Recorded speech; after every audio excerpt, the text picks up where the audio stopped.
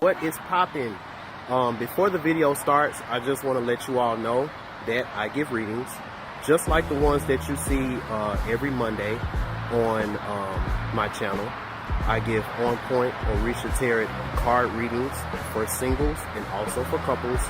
I also do natal chart consultations. My Everything is Everything reading is by far my bestseller. If you want to check out any of these services, please visit my website at www.bandclaptv.com. So again, if you want to check these things out, go to my website, www.bandclaptv.com. All right. And we are back. Welcome, Satchel Rose. Let's go. You got a little something right there. You know what I mean? Got a little... Peace, family. Yo, did y'all hear that? Yo, always look. When I tell you, man, when I'm doing these types of videos, these types of live streams and stuff like that, I'm always trying to be innovative. Like I'm always trying to like find new stuff. You know, one day I'm gonna be like these YouTubers that have these soundboards and stuff. This actually came from a video that you made. This whole situation, right. This came from a video that you made, and it was right. And so, you know, just for a little minute, do you want to talk about the video that you made first, or do you want to go into the Orisha astrology first? It's up to you. Let's go ahead and go into the Orisha, because it's gonna set the tone for everything that we're about to talk about. Okay. Now, this is the one thing that I didn't get a chance to do beforehand while I was setting up. So this is gonna be straight. This is gonna be like my first time looking at this, just like it's gonna be y'all first time looking at this. And we're gonna see how this gonna go. Cause see, I was trying to go live so quick. And we still end up going live around the same time. It always happens that way. Okay. So let me know if y'all can see that right here. Let me move it. And as you know, today is a portal day. Today is definitely a portal day. Now if anybody in the chat, you know, knows the special things about the 111 portal, you know, you can put it in the chat. But as far as this astrology goes, let me go ahead and let me pull it up right here. All right. Okay, so y'all should be able to see that. So right now, the sun is in 21 degrees Capricorn. So, you know, it's in that transformation stage from the house of privacy, you know, the house of the home, you know, all of those type of things that Cancer represents. And the moon is also in the 4th house. So this is a very, very needed stream right now, because we know that Capricorn deals with processes and stuff like that. Whereas Cancer, the midheaven is in Cancer, you know, so everything dealing with the home, that's where the heart is. And you know, that may not be, you know, a physical home for some people. You know, this may be just talking about on an inner level for you. You know, when you get offline, and we was just talking about this. When you get off the computer, when you shut your social media down, and it's just you by yourself. This is what that Cancer energy um, is talking about. And right Right. now, there's some processes that's going on, and we got Mars and Capricorn in the fourth house. So these processes are something that's very needed. You know, um, a lot of, there's a desire when it comes to this. There's passions. You know, you're passionately doing this. You know, um, and for some people, with this Mars and it's only 5 degrees, you may not feel like at this point the fire may not be under you, like it's the fire is under you, but it's on like low. It's on low. It's on so low um that you can barely notice it. Kind of like when a frog is being boiled. And the Hmm. frog is still alive. Like the boiler is on low, so the frog is still alive and it's able to transform. It's able to transform its internal temperature, accordingly until it gets a boiling point. You know, and remember what happens with the frog. That frog is still sitting there. It's not trying to transform and stuff like that, or it's not trying to lead a pot. It's not about transformation, because it's transforming. It's transforming and stuff like that. But if it don't hurry up and leave the situation that it's in, before it gets to a boiling point, the frog dies. The frog gets boiled to death or whatever. You know. So we got that going on, and then we got this moon in Aquarius in the fourth house. So um so the processes that we know that we got to do, or the processes that has to be done, is something that we know has to be done, because we got Aquarius here. you know so we got the sun and the moon in the same house, which is very interesting. And then we got 29 degrees Pluto in Capricorn, and that's also in the fourth house. So again, this is dealing with deep transformations, deep Hmm. transformations, power and secrets, destruction with a view of regeneration. The phoenix rising from the ashes. We can just stop right here, because everything Yeah. everything that your video talks about, it has everything to do with the things that we need to do, so we can actually do this. So we can Right. uh, actually get this done. You know. Um, let's see what else we got, because when we're talking about Capricorn, Capricorn, you know, um, when we're talking about the Orisha astrology, so there was a war. There was a lot of things. There was a lot of things that went on. That time, the time where Obatala became the furious father, and you know, um, everybody believes that Orunmila has been killed. Shango, he hasn't made it on the scene just yet. But he's on the way. Aries is on the way. Aries haven't made it just yet, but it's almost here. You know, so that's what that means. So, um, a lot of when Obatala, became this furious father, and now he's trying to clean house. Now he's trying to clean house. So, so this is the part where all the Orishas that was living in Obatala's house, this is where they got assigned their jobs. This is where they got assigned their jobs, and with the Aquarius being here, this is something that they all knew was going to happen.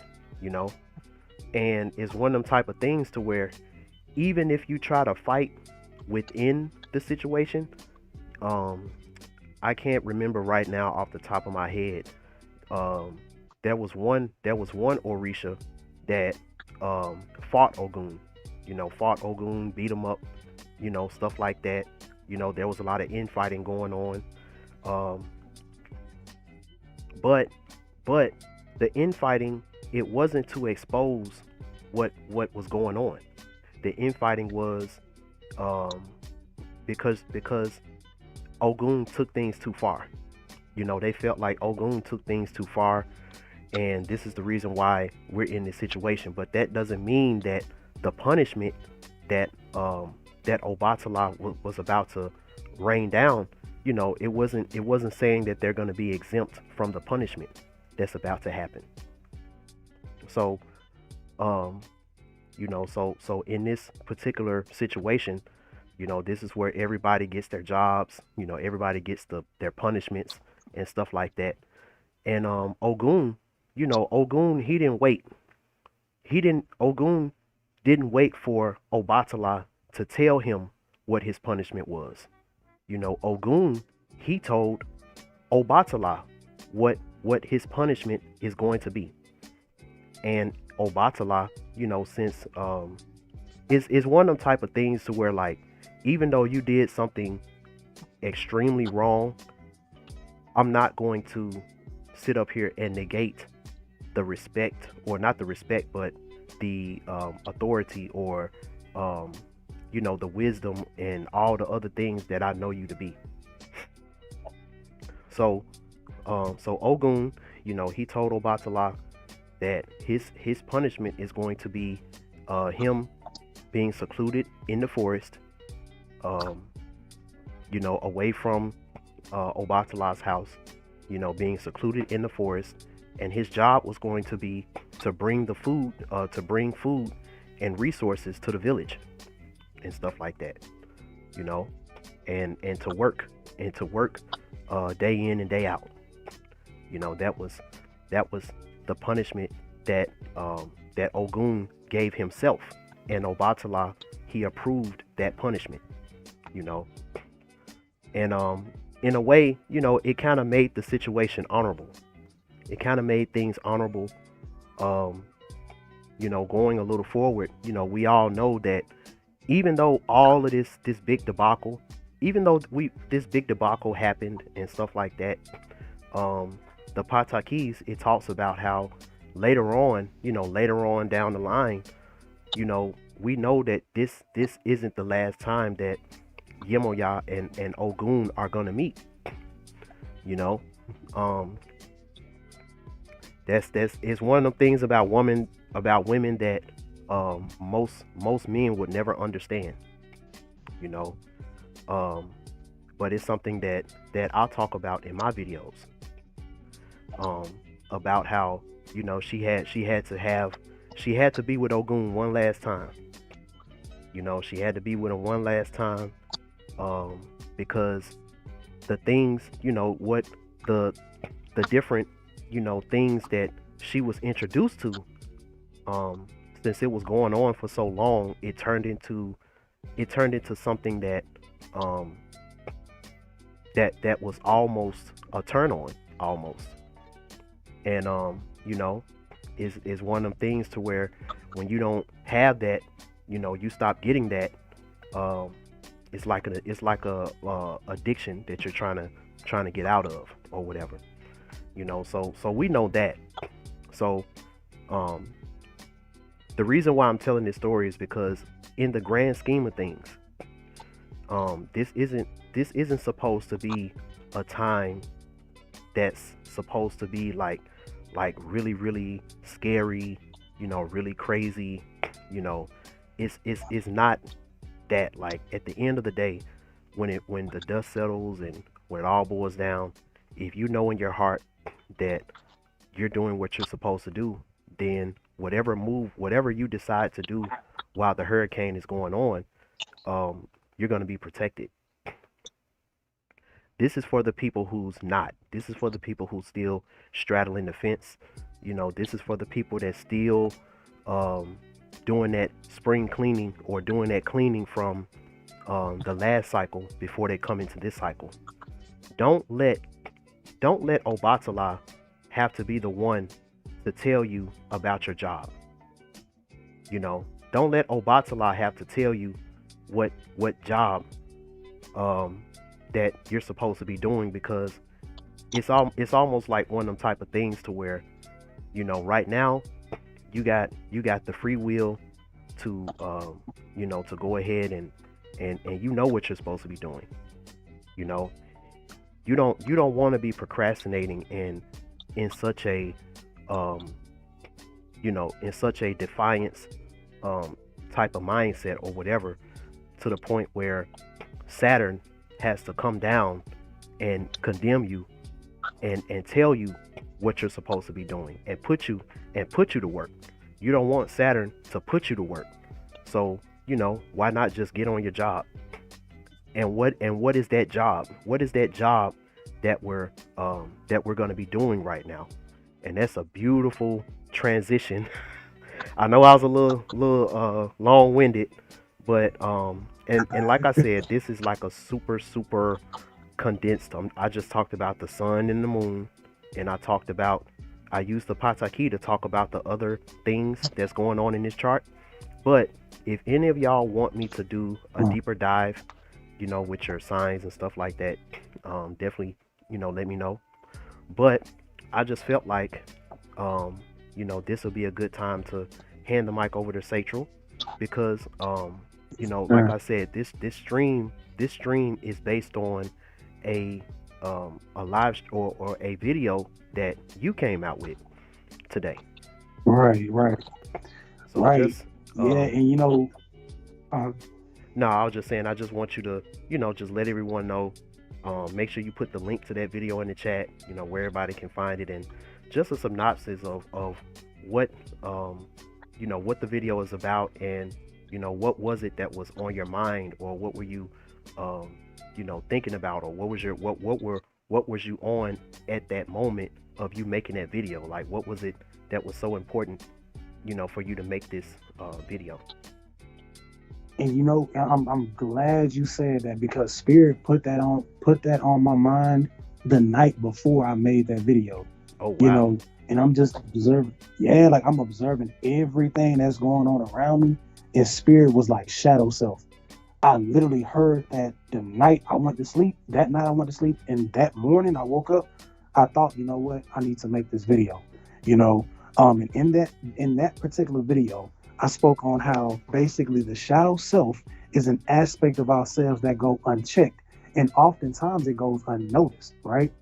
And there's so many dangers that come with that, because it gets to a point to where you're almost a shell of yourself when you don't sit down and understand your shadow self and understand this aspect of self, right? And I believe that the shadow self is a product of the subconscious mind, right? And in the Bible, Okay, right? okay. We've all heard this in the Bible. We've all heard the story of Jesus and how he said, "Satan, get behind me," right? I believe that Satan that he was referring to, not only was it referring to the pineal gland, but it was also referring to the subconscious mind, right? And this is the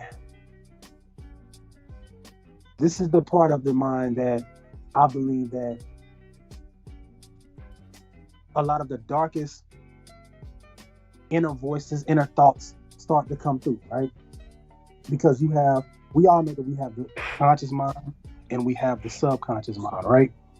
And I feel as though that when we speak about the subconscious mind, those are the things that we don't want to admit. Those are the things that we don't want to show. Those are the things that we try to hide from everybody, and we try to hide in our social lives, in our relationships, in our jobs, whatever the case may be, right? And when that goes unchecked, there are certain addictions that come with that. There's certain behaviors that come with that, and it sort of pacifies us in a way to the point to where it spoils us. And this is what Spirit is saying. It spoils us to the point to where we almost don't realize that we're exhibiting certain bad behaviors and bad habits. You get what I'm saying? Okay. And I feel as though right? Now, and I feel as though that the shadow self, right? I feel as though that the shadow self is supposed to be a protector of your inner child. We spoke about this. I feel as though that the shadow self should be a protector. It should be a form of protection to your inner child. Think about the movie Monsters Inc. You know, I see you got the thumbnail, right? It's the first thing that came to my mind, right? Yep. In that movie, he tried so hard. Him and Mike Wazowski, they tried so hard to scare that little girl, right? But Yep. Yep. because because of her innocence, she wasn't afraid. She knew, like, look, I want you to be my friend because I know there's something about you that can protect me.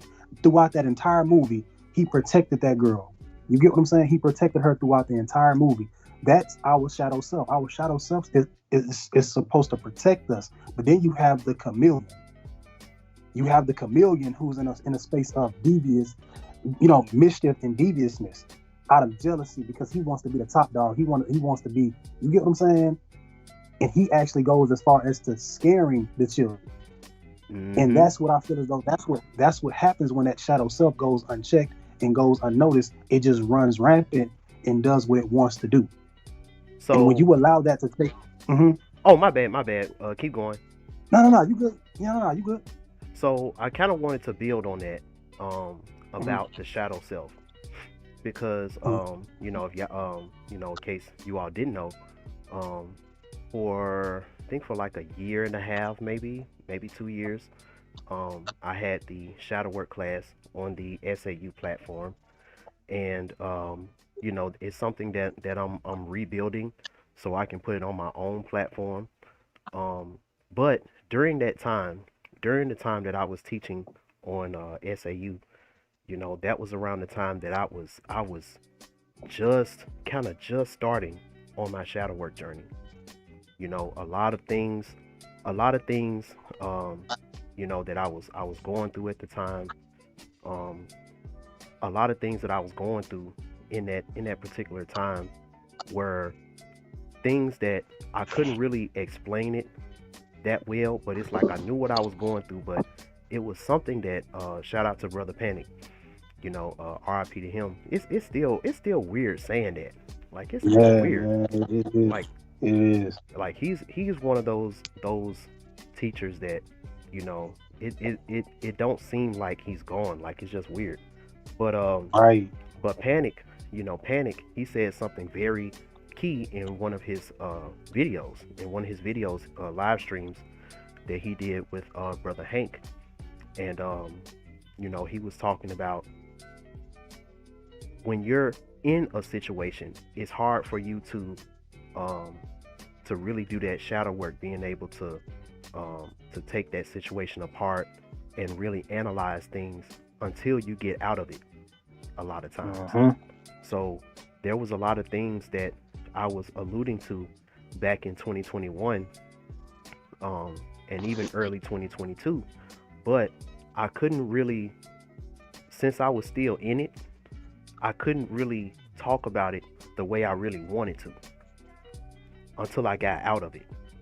So now I'm out of it, and now it's like I got a whole slew of other stuff that I want to add to that class, based on the new information that I've amassed from this subject. So when you was talking about the shadow self, I thought about a lot of things. I know that there's a lot of books out there. I haven't, and I gotta put this out here, I haven't read no book about shadow work. I haven't read no book about the shadow self, anything on this subject. I haven't read no book about it. I haven't took me personally, I haven't took a class about it.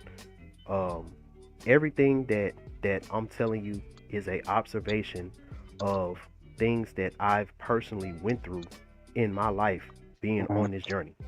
So if it just so happened to line up with a book that you read, it's not because I done stole something out the book and claiming it as my own. Like, no. Right. This stuff is a lot more simple than people make it. And I'll never sit up here and say that books are wrong. You shouldn't read. Everybody should read. Everybody should want to get their literature game up and stuff like that. But sometimes when it comes to like sources and stuff like that, sometimes people take that too far.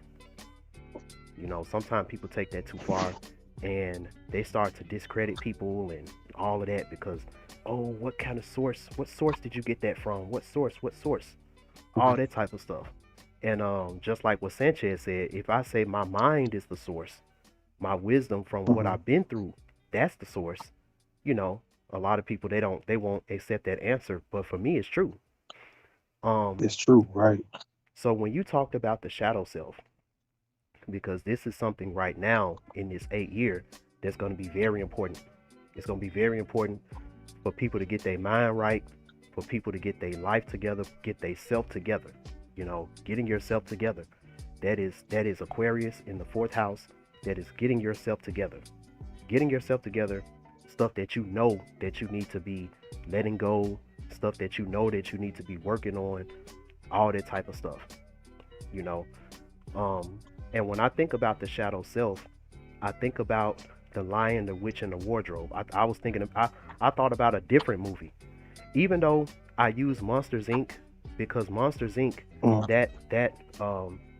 What I actually used as my thumbnail is actually a symbol. And I want to break that down too. It's actually a symbol. But I thought about the Lion, the Witch, and the Wardrobe because remember the magic wardrobe, when they opened up the wardrobe and they went inside the wardrobe, it took them to a different world. Exactly.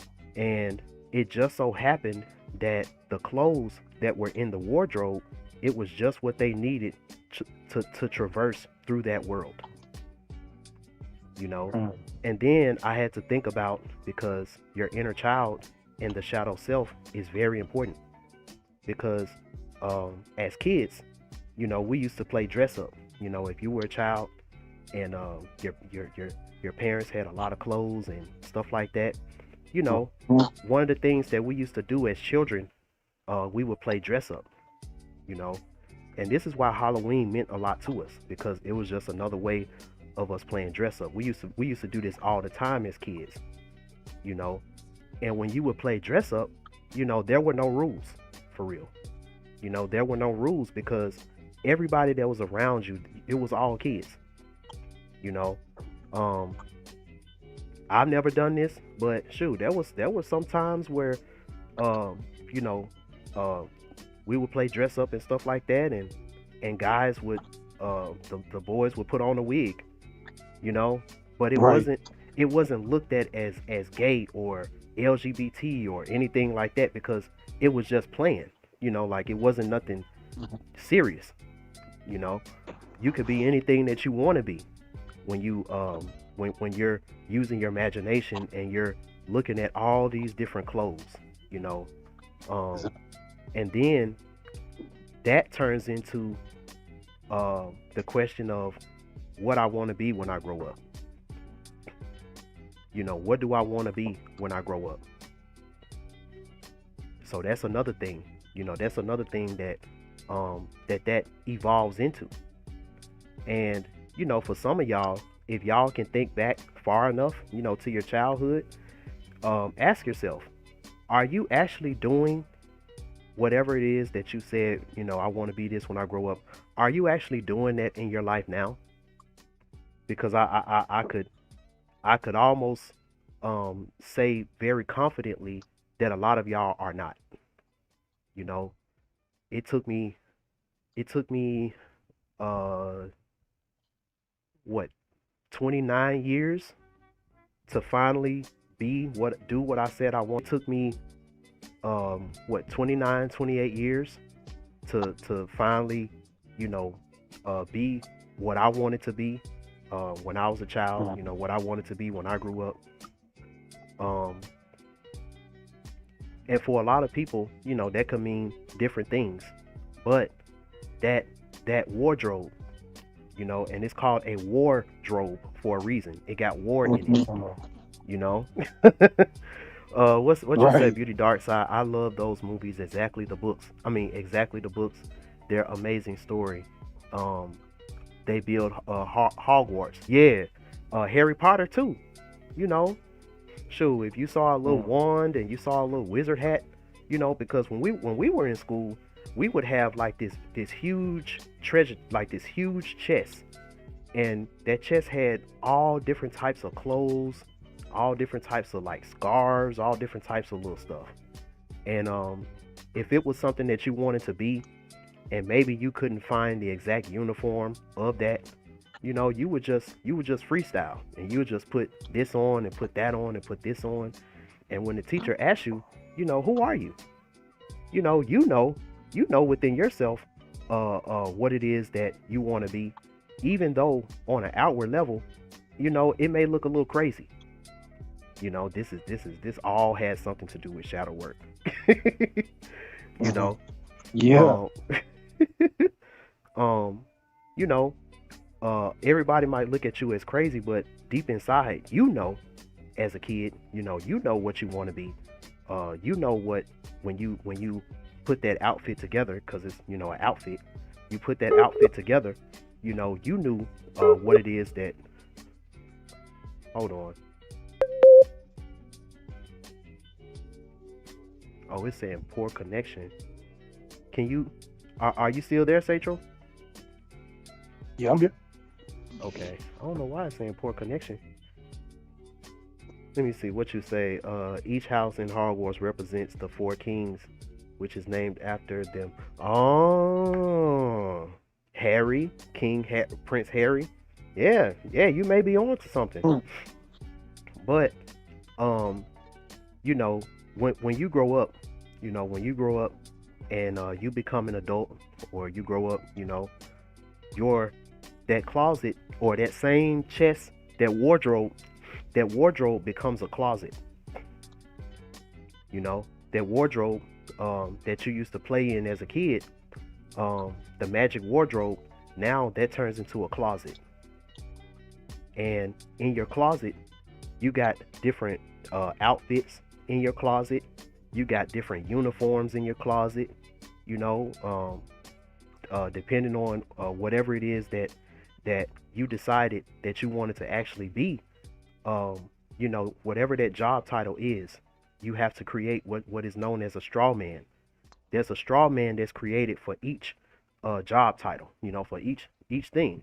We even do this on a micro level when it comes to things like alter egos. And sometimes you put so much energy and you put so much of your essence into that alter ego that you damn near don't want nobody to call you by your government. You want people to call you by your alter ego. And depending on how powerful that alter ego is, most people they don't even really, it won't even feel right calling you by your name. Even if you're not in that arena. So like, if you see 50 Cent walking down the street, you're not gonna be like, "What's up, Curtis?" Right. Right. You're gonna be like, "Yo, what's up, 50? Yo, what's poppin', 50? What's going on?" That's what you're gonna.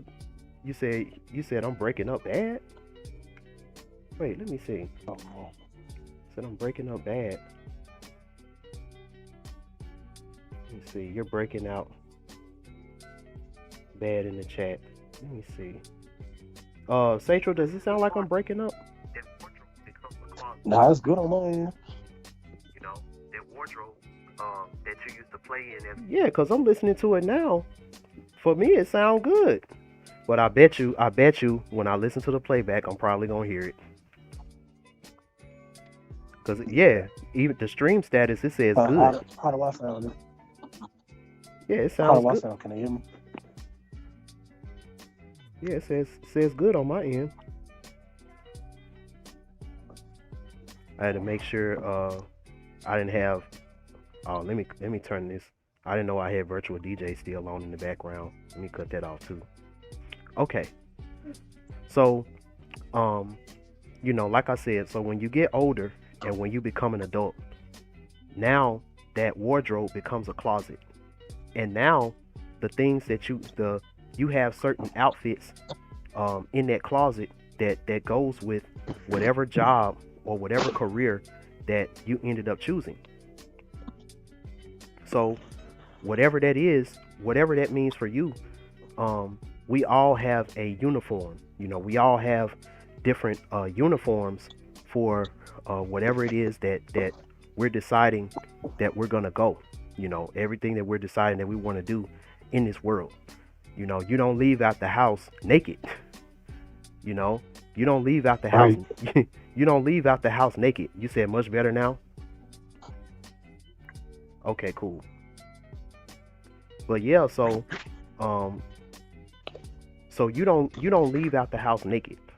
You're leaving out the house with some type of uniform, whether it's your work uniform or you just got on whatever clothes that you got on that you feel like is going to make you look good, make you look good. All of this has to do with Mhm. the shadow self. You was breaking up, but it's better now.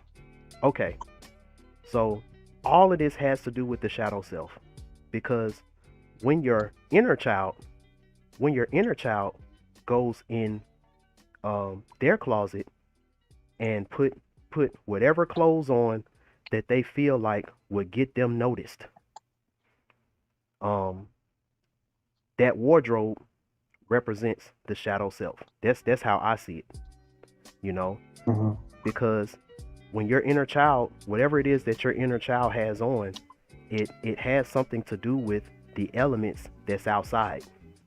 Just like when you put on Mhm. clothes in this reality, you're not going to put on a short set and it's 0 degrees outside, Right. Exactly. you know. So what does that mean when we're talking so what does that mean when we're talking about your inner child? you know if your inner child feels like it's in a traumatic environment, then your inner child is going to go in that closet and it's going to pick out something monstrous. It's going to pick out Mm. something that kind of looks like the picture, that thumbnail, Mhm. because that's what your inner child feels like it has to be in order for it to be noticed. you know so you have a lot of people, and I like to use this example when I'm talking about women. You have Mhm. women who, you know they're clingy. They may be clingy. You put it down on them real good. Y'all, in a nice little friendship. You have sex with her one time, and now she dick drunk. Now she's clingy. All of that. But that clinginess is actually your inner child, trying to speak and say, you know, I need attention. That's your inner child saying, I need attention. And since I'm not getting it in my house, I gotta put on these clothes. I gotta put on this whatever it is, this essence, this shadow self essence. I gotta put this on, and I gotta go outside and look for someone else outside of me to, it's kind of like you going out and getting fast food. You know, Mm. I gotta go outside of myself, myself, so I can get this sustenance that I need. But since it's a shadow of who you really are. It's gonna come off as something demonic, or it may come off as something monstrous. You know, Mm. but when you just like with that photo that you see on the thumbnail, um, anyone who got eyes that can see, we can see that it's not a real monster. It's just a little girl. It's just a little baby girl in a costume. And when In she a hop costume, right? and when she hops out of that costume, she's that innocent little baby girl. You know, we live in a world now to where it's too big of a risk to see, is that monster that I see in your eyes, is that your inner child, dressed up in a costume, or is it something else, altogether, like, because we do have guardians that look like Wazowski, you know Mm. so so so we do have um monstrous entities. We do have monstrous entities, um that can also masquerade as your inner child with that shadow self, and it acts as a intermediary. It acts as a intermediary, because it's kind of like a wall that your inner child put up, because it doesn't feel protected.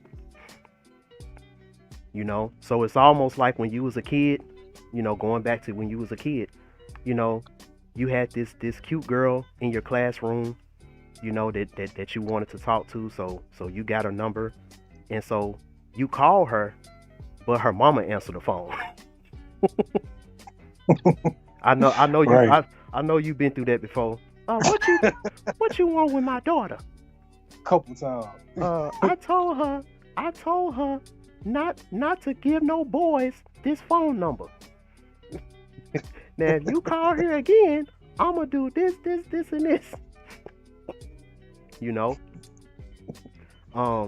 And think about how that made you feel as a kid. Think about how that made you feel. Like you had this whole conversation lined up, like you had all this stuff, you've been, you couldn't really talk to her while you was in class, while you was out working, you couldn't really talk to her then. Let's turn it to adults. You couldn't talk to her while you was at work, so you got her number, thinking that you'll be able to talk to her privately and stuff like that. Mm-hmm. And then you call her baby daddy pick up the phone. What does the baby daddy represent? The baby daddy represents issues in it represents different unsolved or unmanaged issues in her life, and the result of that. And instead of her dealing with that, not trying to put no other situations on top of that's going to make it even worse, she just disregards it. And now, as someone who's innocent coming into the situation, now it's a situation to where, you could be in danger. Dude might be real crazy, like type that'll run down on you and do something to you for messing with that girl. Right. I know too many guys that lost their life in a situation like that. So this conversation about the shadow self and what it means to your inner child, this is a very important conversation, because right now you really need to know who people are out here. Mm-hmm. You really need to know who people are, and not only for now, you need to know if somebody's the type of person, because as we're seeing right now, you need to understand if the people around you, are they the type of person that could get mad because you cut them off or something like that, and they're willing to expose secret stuff about you later on, like years down the line? Are you messing with a girl that you're not supposed to be messing with, and she's the type of girl to where 10 years down the line, she might say you R'd her, or you SA'd her, or like these are things that that's boring. Like this is stuff that you don't really care about this stuff when you're in the moment, but you need to. This ain't even stuff that you trying to think about while you're in the moment, while you're horny, while you're trying to get with her, while you trying to get her number, like, but you need to. That's why if you out there and you a baby, you was raised with a mother and father who loved you, and you feel like you out of place because a lot of the stuff that people say that this is what you got to do to be cool, you were sheltered, so you didn't go through any of those things, and you may feel out of place. You are a lot more in alignment than you think, because you don't have a whole lot of unnecessary garments in your closet, in your spiritual closet. You don't have a lot of unnecessary clothes in your closet. And that's what this is going to be talking about. Cleaning out your spiritual closet and telling your inner child that it doesn't need to be a monster in order to be noticed by you. So that's my take on that. You got your points? Yeah. Okay. You made a really good point. Going back to what you were saying about the Halloween thing, right? I wanted to touch on that because there's a story that I have when I was a kid, right? So my dad back in the day, people used to think my dad was a pimp because of the way he dressed. He probably still think he a damn pimp now Wow. to this day. But so me and my brother had on like the burgundy suit. I had on the red one. I mean, the blue one, right? Had a hat to match and everything, right? Um, and we had grills. We had back in the day, you know, that was real big back in the day. You know, that song came out. Let me see your grill. You know what I'm saying? Yeah, So I remember those days. My gum, I shoot, that's probably why my gums is so scratched up and messed up now. Cause I used to take the aluminum foil and yeah, and yeah, put the aluminum foil on my teeth. You're like, yeah, I got that grill, yeah. right. Take off, man. My teeth bloody as hell. Man, we used to have these fake. We used to have like the little fake grills used to get out of the gumball machine, right? So we had that on. We had the whole suit on. We had the whole the whole wardrobe on, like you said, right? So, you know, my mama, she took pictures or whatever, and my dad caught wind of it. I guess she ended up telling him like, yeah, we found something in your closet. You know, he got real upset. Like, hey, take my clothes off, whatever. And he went to like Party City and bought us like these terrible costumes. Man, I don't even watch Star Wars, and he had me in like this what do you call it? What is dude's name? Darth Vader. Darth Vader. Dark Vader. Right. Exactly. So he had me in like this Darth Vader costume, and I hated it. So I hid under the bed. I hated that costume because it was too small. Mind you, I've always been a big kid. Like, I'm 6'6", 300 pounds now. So just imagine me at 9, 10 years old. You know what I mean? And it was too small. And I hid under the bed, man. That was a dramatic day for me. That was one of the hardest Halloweens for me, man, because I was cooling in my little pimp outfit, right? So now you look at me in my adulthood, I know y'all see me. I wear my hats, I wear my shirts, like, I dress the way that I dress. You don't see many 25-year-olds dressing the way that I do. You know what I mean? And that's just the wardrobe, and that was really interesting, the point that you made with the wardrobe, right? I really like that because I had to create Satra Rose. I had to create that alter ego to really step out of my comfort zone and to really break out of my shell, and to really protect myself in a sense as well, that was a really good point that you made. I really like how you put that, right? And as you were talking about, like you said, bringing it to our adulthood, the biggest thing that's been going on for the past few years, right, is everybody wants to be on demon time, right? Everybody wants to be on demon time, and a lot of the times we say things because it's trendy and we don't really understand what we're saying, right? Now, when you're looking at shadow work, you're just studying and understanding your own demons. You look at the etymology of demon, the root word of demon is daemon, meaning genius, right? There's a genius in understanding those demons and understanding why are you here? Why did you choose to incarnate into this reality? Why did you choose to feed off of certain things? Because at the end of the day, your shadow self, we talked about this. Everything that we're doing, we're feeding an aspect of ourselves, right? So your shadow self, that daemon, is feeding off of whatever you give it, right? Ooh. And I feel like that's I remember we talked about that yesterday. Mm-hmm. Yo, Yeah. that's crazy. Yeah. And it was a point that I wanted to make. Mm-hmm. What was it? Wait, keep going. I'm gonna come back. Yeah, so and let me know if it's if I'm talking too much, if I'm talking too Oh long. no, you good. Yeah. Okay. So that aspect of yourself, that shadow self, that daemon is feeding, whether you're feeding it both positive or negative thoughts, energy, whatever the case may be, right?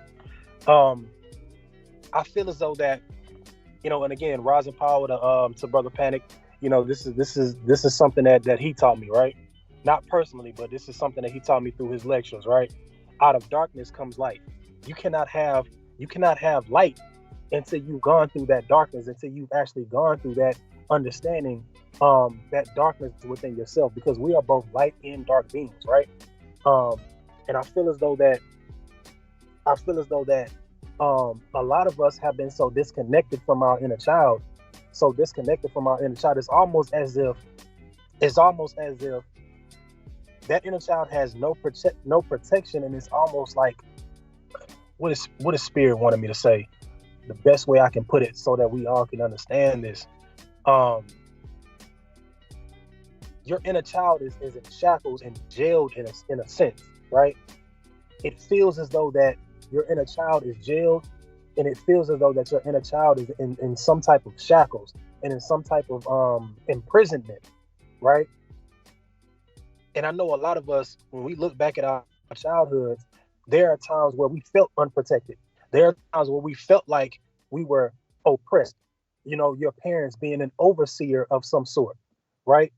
Um, yeah, I don't know where that's coming from, but Spirit wanted me to say that. Mm-mm. Now, Spirit, so with you saying that kind of brought me back. So now I remember what I was gonna say, because it was something you said about your story, about your Halloween story. You said mhm, something about um, you hid under the bed. You mhm, said your dad told you not to touch my clothes again, and right. it put you in fear. So it took Mhm, you out of your state of zen, out of your state yeah, of happiness or zen or peace, or the exactly. state of you just being who you are, just just having Mhm, fun. It took the yep. it took the fun out of it, and now Saturn came and you know and took away that fire, took away that vigor, Mhm, made you hide, made you hide under the bed because yep. you didn't like the choices that you was given, Yep. you know. And that's real deep. That's real deep because see that that situation, because I know it made you feel for you to hide under the bed.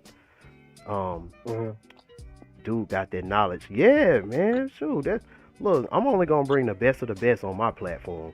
I'm like Cat Williams in that regard. Anybody that I bring on my platform, I feel like that they got something to teach me as well. Like, you know, I'm never gonna bring somebody on my platform that I don't feel like um, is someone that I can learn from. You know, um, so I like that. But yeah, so mhm, um, everything that you said. So now your inner child, your inner child was just in a state of zen. Now your inner child, because you got to think about it. Our inner children are always observing. You know, our inner mhm, children are always observing um, the situations and the different things that we're going through. mhm, And our inner child will create whatever it needs to create so that um, so that the system, your system, won't overload. You know, different programs. Because um, for some people, mhm, for some people, who don't have certain protections and stuff like that, they might have it might have shocked them so much they might have ended up having a seizure, or they might have ended up going, something like that, fainting. They might end up fainting or whatever. What's good, Sam? What good? IFE, we got IFE in the building. What's good to my brother Ty? Another peace, Gemini. peace. Another Gemini. What's popping, bro? But you know, the older Mhm, the older you get, because think about clothes. Think about clothes. The older that you get and you got the same clothes, number one, those clothes start to get tattered mhm, because you're wearing them all the time. That's the first thing. The second thing, since you're growing and stuff like that, those clothes are going to be it's going to end up getting too big for you after a while, you know? right. So what does that mean on an inner child level? Cuz it's, I'm when I'm doing these, I'm always going in between worlds, and sometimes it can be a little stutter there. Me trying to convert everything. But what that means, you know, on an inner child level is that when you're going through these things and you haven't done the shadow work that you need to do so that you can clear out that proverbial closet, you know, when you put that, whatever that garment is, so let's just say, you know, you went into another situation like that, and let's just say when you was a child, that garment was you lashing out and having a tantrum. Let's just say that that's the garment. That's the garment that you created so that your inner child won't feel unnoticed or whatever. You know, that might be cool when you was a child, when you're a child, but let's say you're in high school and that happens and you throw a temper tantrum. It's not going to be as innocent and as, you know, understandable, you know, now that you're in high school and you acting like somebody that's you know, acting like a 9-year-old kid. Now let's take that to adulthood. And this is something that Thinking Man's Templar, shout out to him. This is something that he was talking about, because he was like, you got women out here acting like 26-year-old, 15-year-olds. You know, you got men out here, you know, acting like they still in high school. You know, as far as their the way they act, you know, they still care about the same things that we cared about when we was in high school. All that type of stuff, you know. And what do we tell these people that they need to do? They need to grow up. You know, but them in their heart of hearts, in their inner child, like in that realm of them, in that subconscious realm of them, they're still playing dress up. They're still that preschooler. They're still that 5, 6, 7, 8-year-old playing dress up. You know, they haven't grown up to the part where that wardrobe becomes a closet, and now you're in control of everything that you buy. You're in control of the uniform that you decide to wear. Just like how you're in control with that, you're also in control of what affects your inner child. And for a lot of us, the reason why we got hurt so bad, the reason why we got hurt so bad, the reason why, you know, we're going through these emotional issues is because we didn't know that we had an inner child. You know, we didn't know. Like, we didn't know that there was something that's inside of us that's so perfect that it would never leave us. You know, it would never forsake us. It would never change. It's always going to be that same perfect inner child. You know, and so, you know, so this is why this time is so important, because there's a lot of people that's online right now that's finally running across this information. You know, so that was what I wanted to talk about with that. And then you said something about you know, your inner child feeling imprisoned and stuff like that. You know, and the reason why this is because at the end of the day, there's two minds at play. You know, you got the mind, or you got, you know, all the faculties that comes with being in a body, and then you have that self that's eternal. You know, and being in this world where everything has to be physical, everything has to deal with matter. You know, stuff that you can see, feel, taste, touch. You know, your senses and all that. It gets to the point where you get so wrapped up. You get so wrapped up in this world that that other side of you that's eternal, it starts to fade slowly into the background. You know, and it becomes your eternal mind is your subconscious mind. You know, which means that in order for you to really understand, you know, how effed up things really are in there or whatever, you know, that means that you got to get out of your body. And I remember we talked about that too. Okay. about getting out of We your talked body. about that, yeah. You know, that's Uh-huh. that's how you have to do it. You know, and there's many ways. You know, we talk about Mhm. meditation. Um, you know, we Mhm. talk about you know, different ways to go within. You know, there's no right or Mhm. wrong way to do it, but it's something that has to be done in order for you to start on that process. Right. You know, um, And that's the most important thing though, is starting, you know. you said what? I say that, and that's the most important thing, like starting that process. You get what I'm saying? Like starting that process is the most important thing. A lot of people just you would be surprised how many, you know what, let's take it here, right? How many of our parents or grandparents didn't start the process because they just wasn't aware that they had an inner child? You get what I'm saying? Like how many of our parents didn't go through that process of doing the shadow work and understanding their demons, right? And I can attest to this in my own personal life, not to tell too much, but you know, the issues that I have with my parents, and I try not to be too hard on them because they didn't have the internet like how we have it.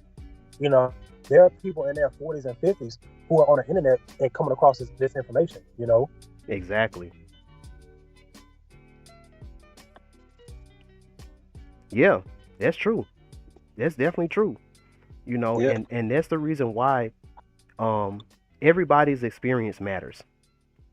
You know, everybody's Hmm. experience matters because you don't know if your experience, you know, shout out to Melanie because I think she said this in her latest live, but you might, your situation and what you're going through, that just might be what someone out there needs for them to start on their journey, Hmm.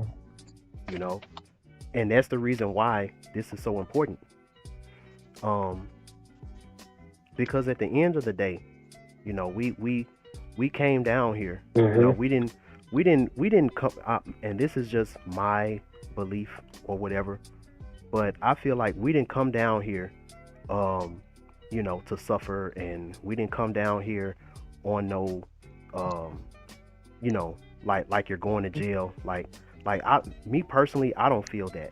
I feel like the only reason why we feel like that in this reality, number one, is because the world that was created in this earth is effed up, and the Hmm. different tools that you would need to really traverse through this world is not something that you're taught in your most teachable time in your life. You're not taught that, and that was for a reason, because again, because again, you know, in this world that's run by Yahweh, why would Yahweh teach you how to be something that's beyond him?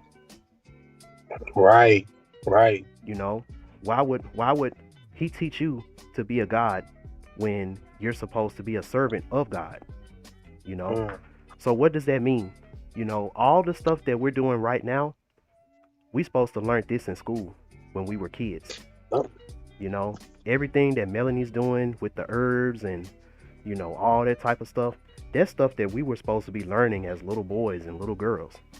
You know, Numerology, numerology, astrology, you know, astrology. Yeah. um, learning how to work with herbs. You know, when you're a child, especially in different traumatic situations like death, Mm. you know, that's the best time. That's the best time to teach your child about occultism. You know, baby Mm. steps. It's That's the best time to do it because they're emotional. You know, this is going to be a traumatic experience that's going to carry them throughout the rest of their life, especially if this was someone that they loved. So, Uh-huh. you know, so just having that thought, like, yo, like, you know, this person isn't really gone. You know, they may not be in the body in this reality, but um, you know, as far as spiritually, they're still with us. They're still Uh-huh. with us. You know, we just have to learn how to communicate with them in the new reality that they're in, or whatever. Mhm. You know, just you having that type of thought in your mind, it puts you far ahead of everybody else that's around you. And you know, with everything that's going on right now in the world, you knowing this knowledge, you know, you being up on this type of knowledge, even though it wasn't something that was popular back in the day. Now, you knowing this knowledge, and you know, being an expert when it comes to learning how to get your mind right and getting yourself together in this time that we're in now. um, you know, you're going to be far ahead of everyone else. And that's, you know, I'm talking about you're going to be far ahead of celebrities, far ahead of people that got billions of dollars, you know, and their life ain't together. They got millions of dollars, their life ain't together, their mind is, they done lost their mind, you know. Mhm. You know, that's why in this path you learn not to idolize. Definitely, yeah. You know, because remember, you know, going back to the wardrobe, sometimes the clothes, the reason why you would put on certain clothes is because these are people that you idolize. Yep. Yep. You know. Michael Prince. Yeah. Yep. So my mom, I got a small Halloween story. Uh, You know, my mom, you know, this is a story she always used to tell me. You know, there was this thing called sock hops. You know, in school it's like a school dance where you would take off your shoes and you would just dance in your socks. You know, that was something that we would do back in the day. And my mom, you know, this was in the 80s. So, you know, Michael Jackson, he's just getting on the scene. He's the new hot sensation. You know, Thriller just came out. Off the Wall just came out. You know, Mm. so my mom was poor. You know, they grew up real poor. So she didn't have the best clothes. You know, she didn't have the best you know, things to wear and stuff like that. But my mom, she was always creative. With the little bit that she had, she was always creative. So my mom, she could always sing and she could always dance. But my grandmother, you know, she wasn't gonna sit up here and go buy her some extra costume clothes or whatever, you know, something that you just gonna wear for like 1 or 2 times, you know, because times is hard. Mhm. You know. So my mom, and she got a picture of this that she showed me all the time. She said she went and got some lard, put it in her hair, slicked her hair back, you know, curled it, you know, made it look like she had like the Jerry curl that Michael Jackson had on Rock With You. She went and sold. Mm. She found like an old leather jacket that my grandfather used to have, but he didn't want no more. So she went, painted that red, you know, sold it together, you know, made her a Michael Jackson jacket, you know, and she went in her home economic class, because you know that's what they used to have back in the day, home economics. So she went there, you know, got her a glove, got some glitter, made her a little Michael Jackson glove, and she had the best costume in that sock hop Halloween party. She had the best costume because not only did she know how to dance and sing like Michael, you know, she was actually looking like Michael. You know, so again, you know, it just shows you how if we don't know who we are, you'll be out here going all out, using your creativity just so you can look like someone else. You know, just so you can look like someone or something you Mm. idolize. You know, these are all questions that we're going to be asking ourselves right now. You know, by the way. So I remember say to you had some other points too Yeah, that I you know wanted to what? make sure I You know got. what, man? I wanted to say something where you talk. Can you hear me? Yeah. Okay, cool. Yeah, I wanted to speak on something. You know, I wanted to get a little bit personal, right? Okay. You were basically talking about going within, right? Mm-hmm. And understanding death. See, I had to really understand the concept of death at a really, really young age because In 2005, 3 of my cousins actually passed away in a car accident, right? Um, their names, Daisha, Devontae, and Donald, right? I was extremely close with all 3 of my cousins, man. Like, and my cousin Devontae, and this is me getting, personal, me being really transparent right now, right? Me and my cousin Devontae, man, we grew up from diapers, right? We grew up from diapers, literally. When he passed away, that was like my brother, you know what I mean? When he passed away, I couldn't really understand what they were saying. I didn't really understand, like, what do you mean? Like, you know what I mean? Like, what you mean he gone? He coming back, right? So my mama actually had to break it down. She was like, Sage, no, he's not coming back. Like, he's gone. I cried for at least 2 or 3 weeks, on and off, every day, from the morning before going to school, during school, and coming home. I cried like that for at least 2 to 3 weeks, and I even went through a small depression.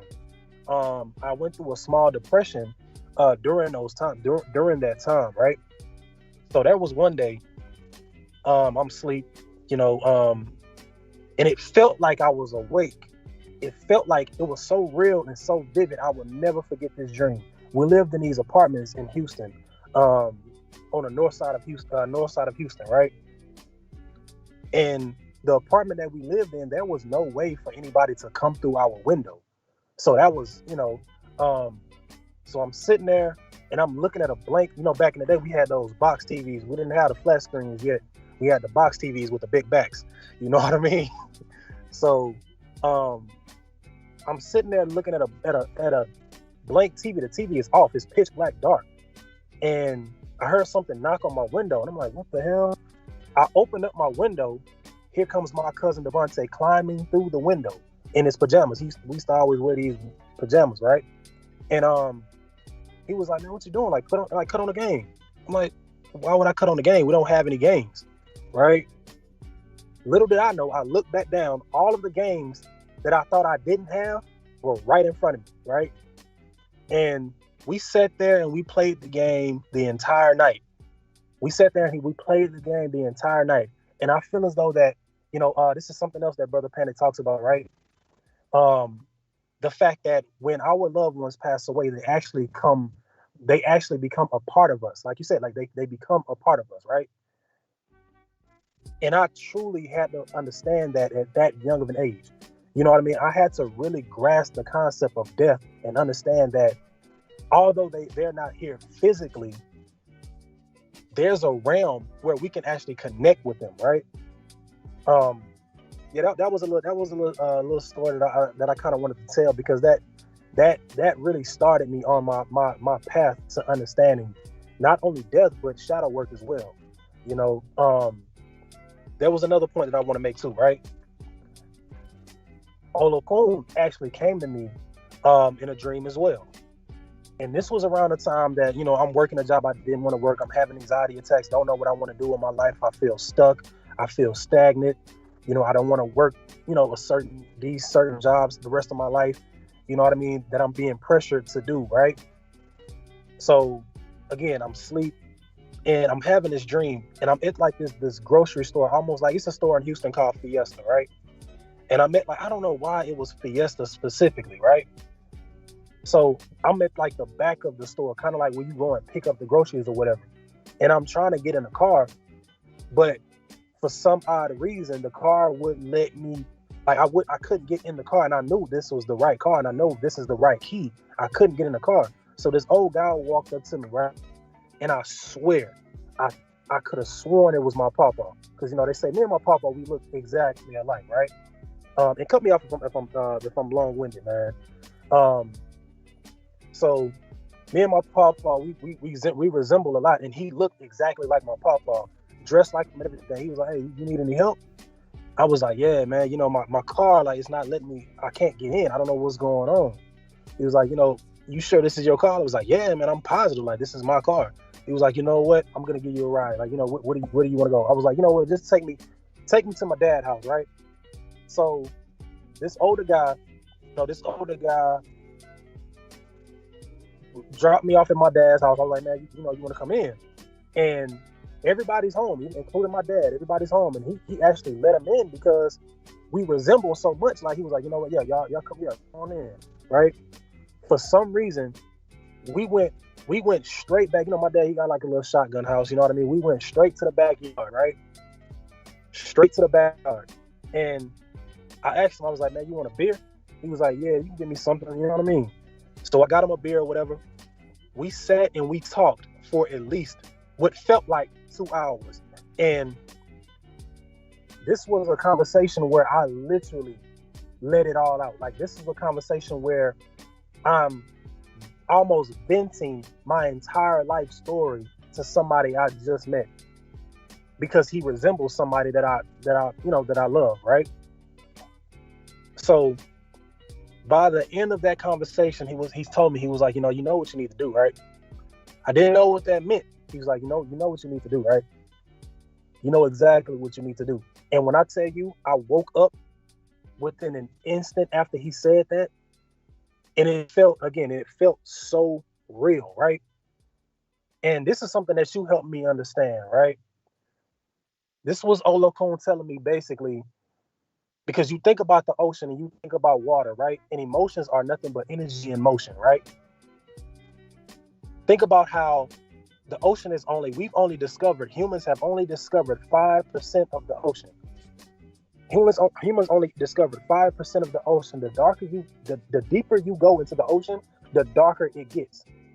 We don't know what creatures are down there. We don't know what creatures or what animals or what, you get what I'm saying? What's down there that can devour us, right? And I feel like in that moment, the deeper I got, the darker I got.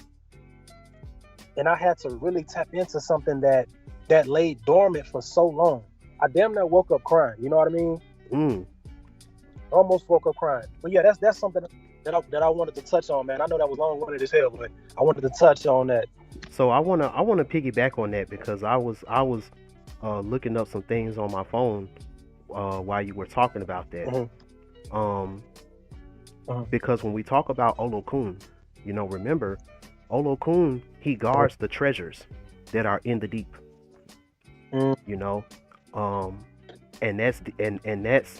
that's extremely powerful. It's extremely powerful that everything that we felt like is gone or forgotten, there's a Orisha that is responsible for preserving a lot of those things. Because sometimes we can lose things, sometimes we can misplace things in our ignorance. So we even have mother goddesses. We even have mother goddesses.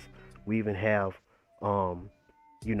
energies that can help us to to remind us of those things, so that they're never truly lost. So as you was talking, this term Plato's closet came into my mind. Do you know about Plato's closet? 5 in the chat. So, I do not. So for the women, a lot of you probably don't, but for women, there's this website called Plato's Closet.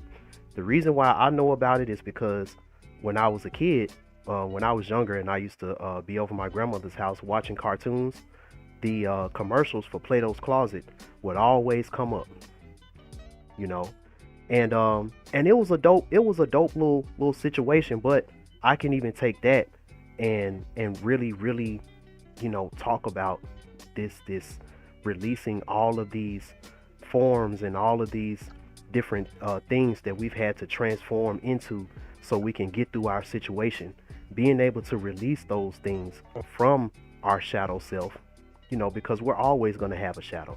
The shadow is nothing bad. You can program your shadow to work with you, to work for you, to work through you, and we see some of our esteemed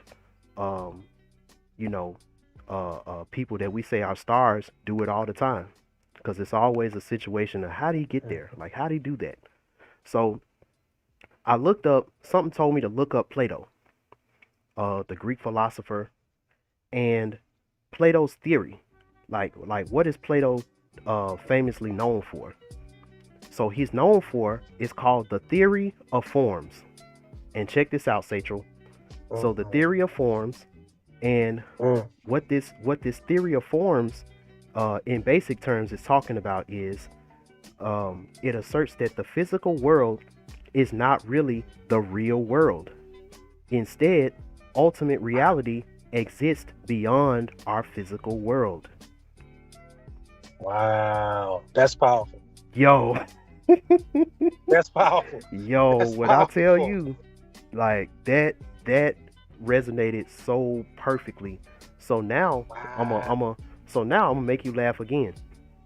So um so remember when I said you don't want Obatala to have to come to you and tell you what you better do. You know, you don't want that Saturn to, it's just like your mom. So you over here, you know, you wanna transform, you wanna change. There's some really dope clothes that you wanna buy. There's some really dope outfits that you know that when you wear this, you know this is gonna make you the king. This is gonna make you the queen. You know, if you can get this uniform, if you can get this uniform to wear, it's gonna make you outstanding, you know. But your mom got to come in your room, or your dad got to come in your room and tell you like, yo, like, you know, you already got a whole bunch of clothes in your closet. You know, I'm not finna sit up here and keep buying you clothes and you're misusing the clothes. You know, there's homeless people out here that need clothes. You know, it's people out here that need clothes, and you over here being wasteful. You got all these clothes. So it gets to a Saturn situation to where you can't really transform and be who you really want to be, because you need to clean out your proverbial shadow self closet. You got to clean out that closet. Now, this is a beautiful situation. The reason why it's beautiful, because there's this thing called Plato's Closet.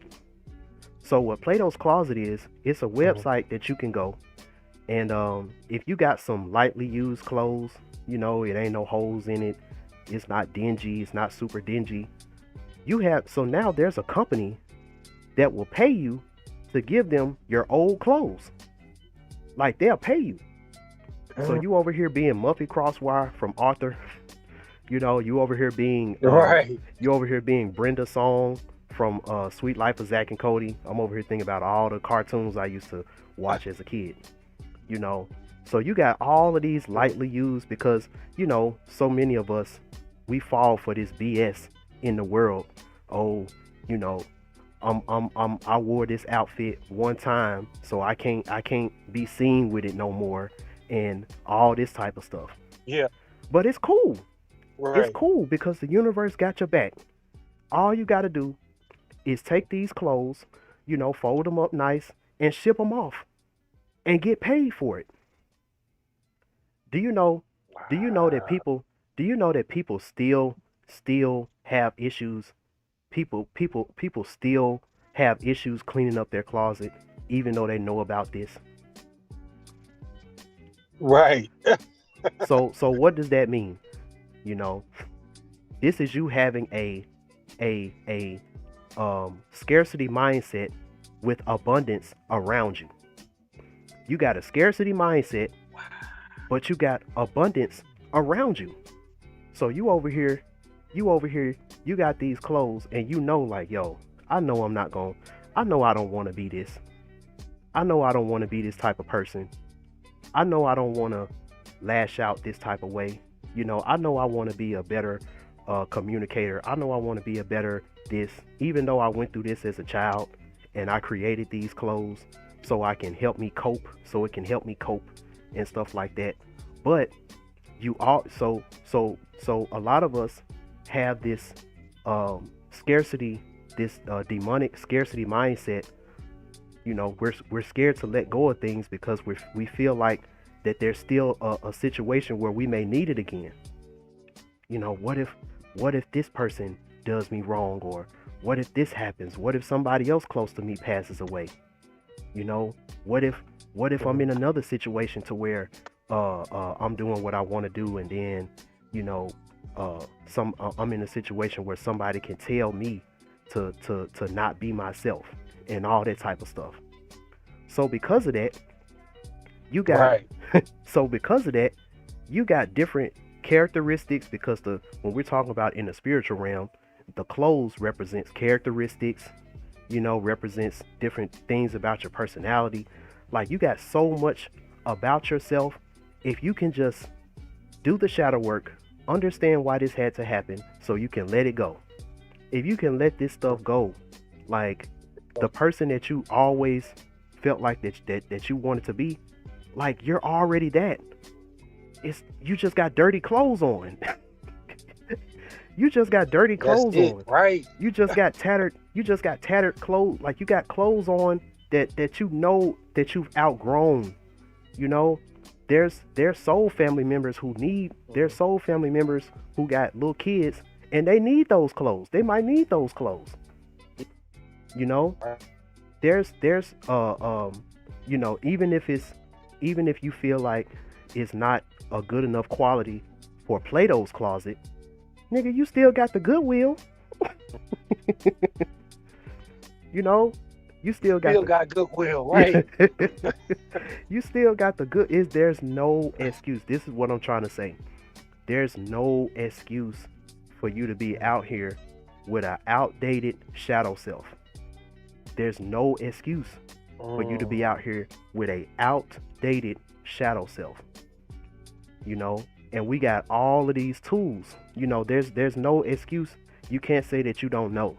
We got all of these tools out here, that you can use so that you can let go of what got you in this predicament, feeling like that you need this stuff. So I definitely wanted to talk about that. Right. Yeah, that's powerful, man. That is powerful. And it brings me to this point, right? It brings me to the point that a lot of us don't realize that with enough emotion, again, like I said, emotions are nothing but energy and motion. Man, I emphasize that so much in 2022 because there was so much that I was going through. I had to really become an alchemist. And learn how to transmute, right? And I had to understand that a lot of the thoughts that I was having, they were manifest into my physical reality. A lot of the thoughts, and it's like a lot of the thoughts that I felt as though were real, they were not real in this reality. You get what I'm saying?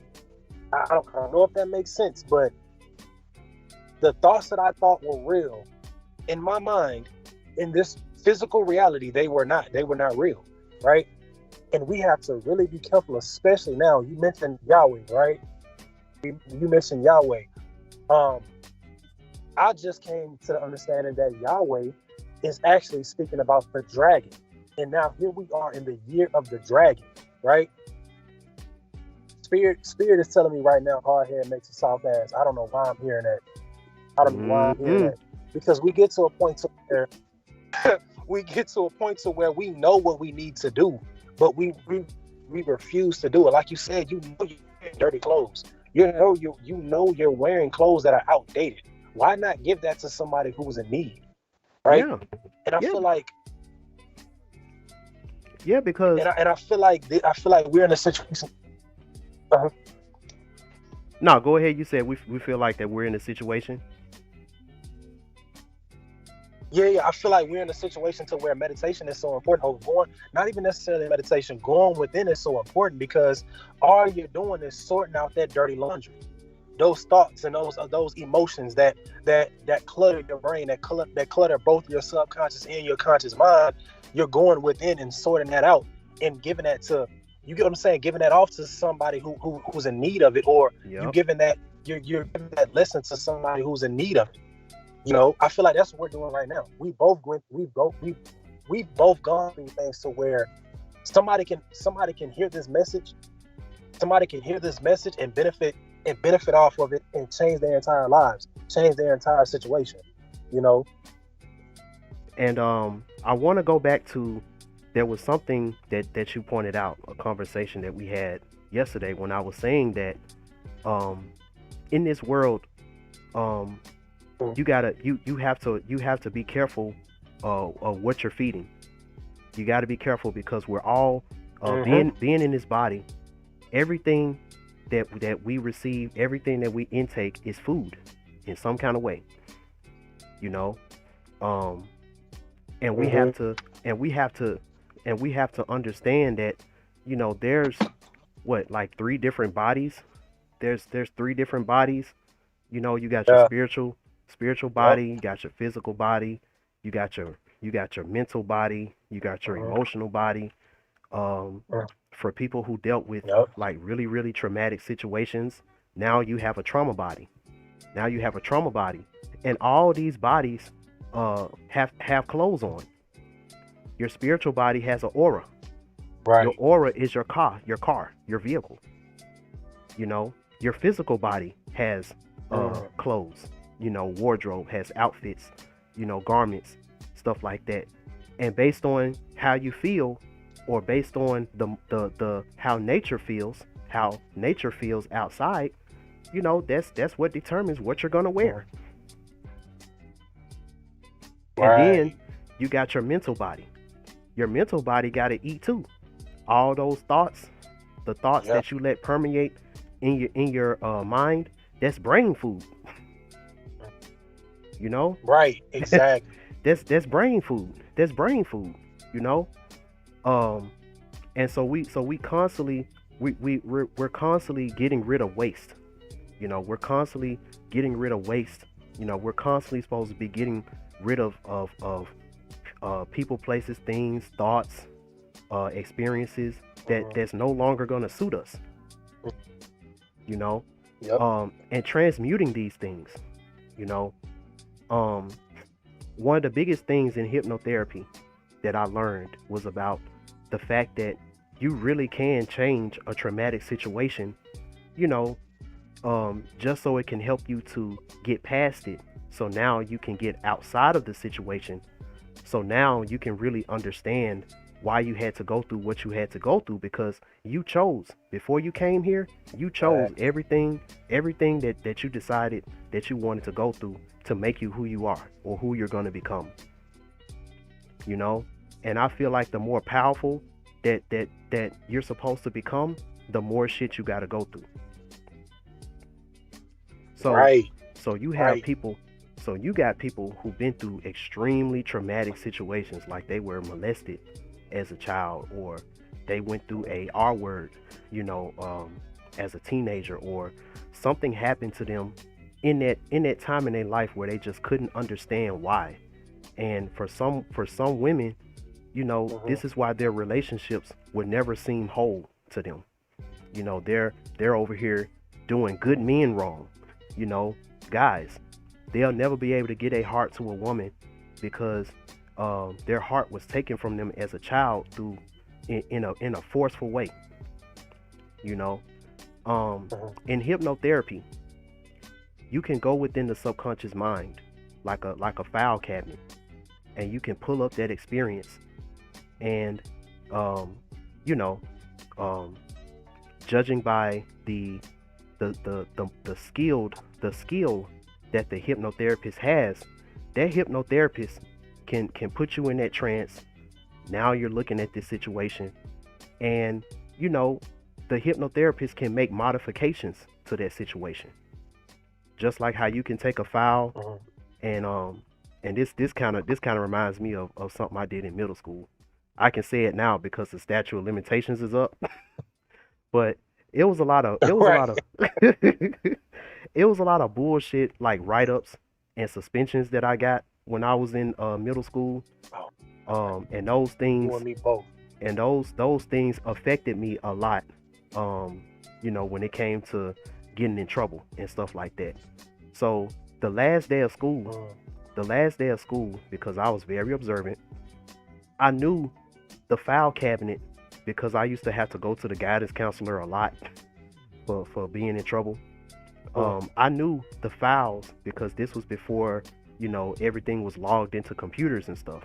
I knew the file cabinet that all the students in the school disciplinary forms and suspension forms and all that, because they give you a yellow copy and then they keep the white copy for their records. Man, I went up in there, I tore up all my I went up in there. It's this thing that you can do. I might be talking a little too much, but we don't have file cabinets no more and all that. But it was a thing that you used to could do with a paper clip, where you can pick the lock and go inside the file cabinet. Man, I went up in there. I tore up. I think I left like 2 disciplinary forms in there.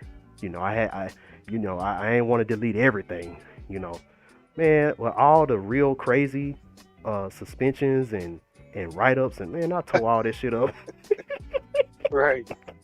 I tore it all up because at the end of the day, even though it was something symbolic for me, because when you go to high school, you're not judged off of the when you go to college, and when you're in high school, you're a junior, you're a senior, you're not judged by the mistakes that you made in middle school. Just like when you're in college, you're not going to be judged by the mistakes that you made in high school because you're in college. You're supposed to graduate from that. But what I did was symbolic. It was something just to help me get through. And again, for some of you all out here, this is what that shadow work is going to mean to y'all. It's all symbolic. It's nothing that someone on the outside is going to really care about. It's only so you can move forward. It's only to help you to get better. It's only to help you to move forward. It's only so that you can get past this situation, because now you understand, either you understand why it happened, or you modified it in your subconscious mind, and to the point where you don't even remember what really happened, and you're no longer in the environment to where that can affect you, because that's key too. Sometimes we have different outfits that we actually need, because of certain traumatic experiences, but certain outfits we actually need. Exactly. Like that, you might be a real nice person, but you might have went through something, to where you got an outfit, it got that red tie. That means I'm serious. I ain't come to fuck around. You got that I ain't come to fuck around outfit on. You might not want to throw that one away. Because it might be something that's needed, but it's something that it's not a crutch. It's not a crutch. Mm-hmm. And this is something that women do all the time. It's called code switching. It's called code switching. She can be the most ratchet, sexy red sounding, country sounding woman, when she on social media, when she on Instagram, when she on Snapchat, when she talking to you, she might sound ratchet, but in that customer service call center, hello, thank you for calling. How can I take your order today? Right. Hello. Right. How can I assist you? How may I assist you today? Like you gotta know how to code switch. All of these things are going to be important because we're also talking about being a boss. We're also talking about being about your business, and we're also talking about being a boss and learning how to alchemize and maximize what God has given you. And I'm gonna say this one more thing, and then I'm gonna pass it back to you, Satchel. There was this video that I seen of what's his name? He's a basketball player, Gilbert Arenas. So Gilbert Arenas, he has this podcast, and he was talking about Kobe. He was talking about why Allen Iverson put Kobe as the number 2 greatest guard of all time. And he said, it's not for what a lot of y'all think. See, he was like, Michael Jordan, you know, his body was blessed. He had a 48-inch vertical. You know, he had big hands where he could palm a basketball. It was like, you know, his body was made, pretty much made for basketball. You know, because that's what that's the only thing that a warrior god can do in this world, is be an athlete, you know, unfortunately. You know, but his body was made for basketball. And then you got Shaq, you know, tall, huge, tall, you know, got hella strength, stuff like that, you know, Kareem. You know, we're looking at all of these different pretty much gods. Like, these are like basketball gods, you know. And then we look at Kobe. Now, when you look at Kobe, as far as, you know, body, you know, as far as just, you know, just raw talent, whatever, everything about Kobe was average. You know, if you put the list of guards that was in Kobe's generation, Kobe would be all the way at the bottom of the list, because there was nothing special about his body. But you know what made Kobe so great? He learned how to maximize every single part of his body. He learned how to maximize. He learned how to work smart, not hard, in the game of basketball. You know, because he knew that he didn't have no type of shortcut. There was no type of shortcuts. There was no type of extra abilities or extra, you know, the only ability, the only extra thing that he had was a mentality. And it's a mentality that we talk about today, and it's called the Mamba mentality. You know, and for me, Mamba mentality means, you know, are you gonna maximize what God has given you?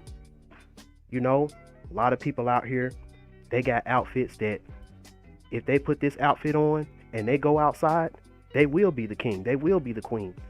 But they're not maximizing themselves. You know, they look at the outfit every day. When they wake up in the morning, they look at it, but they scared to put it on. You know, it's your outfit, but you feel like you're not worthy enough to wear it. You know, and that's something else. A lot of us, we have the perfect outfit that when we go out, you know, we'll be the best looking version of ourselves. But a lot of us, we're scared. We look at that outfit every day, but we're scared to put it on. And the reason why we're scared to put it on is because of fear of that one person that may look at that outfit and be like, "Ugh, that's ugly," and that'll tear your world apart. You know, that'll tear your insecure, vulnerable world apart. But that's something that it takes a lot of honesty it takes a lot of honesty for you to understand this about yourself, so you can work on that. Because again, you know, it's about originality. And originality, it may come off as corny in this particular reality. But is that going to stop you from being yourself? You know, is that going to stop you from doing what it is that you're supposed to do? If this is a question that a lot of people get, you know, that are stars and, you know, very successful. If you knew from jump everything that you would have had to go through in order for you to be who you are, would you have still went through it?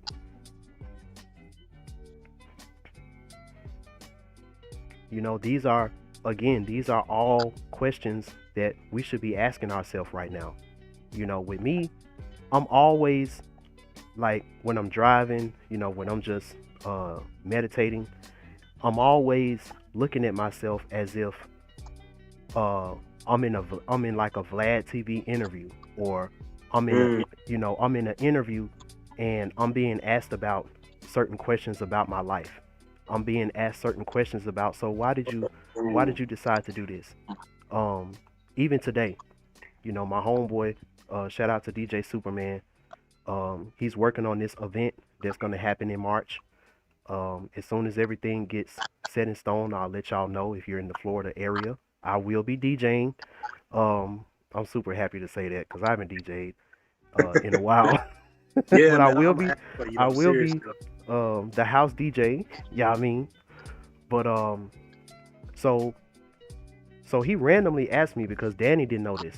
So he randomly like, yo, so where'd you get your name, Mr.BandClap from? Like, where'd you get that name from?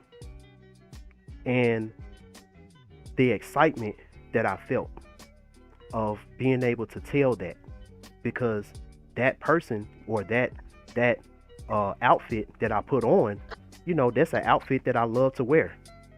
I love to wear, and the reason why I love to wear it because it's mine. I own it, just like you like being Satchel Rose because that's yours. You own it.